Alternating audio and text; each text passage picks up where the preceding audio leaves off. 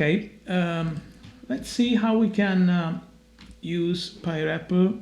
That if you have seen some video before about Pyscript, we can use this tag Pyscript to use Python into an HTML page like you do with JavaScript.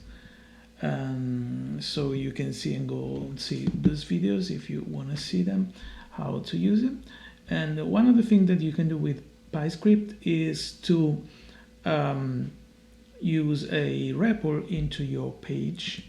And let's see, you can, if I run this page as a normal HTML page, you will see here my repl, and you can do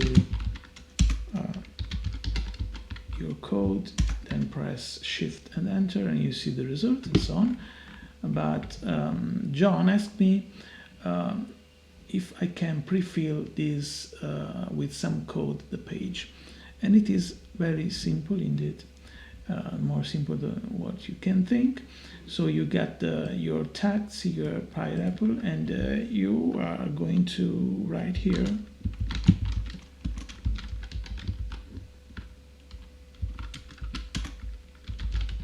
and print what you wanna print. Save the file. You launch the HTML file, and then you see that it comes just with this code inside, and if you run it, it will do what you want to do. So this is how you can pre-fill your HTML page with Pyscript with some code inside. You just have to put your code here between the PyRepl tags. And so that's all for Pyscript. And if you wanna read something, go to my other videos or go to the pyscript.com page. This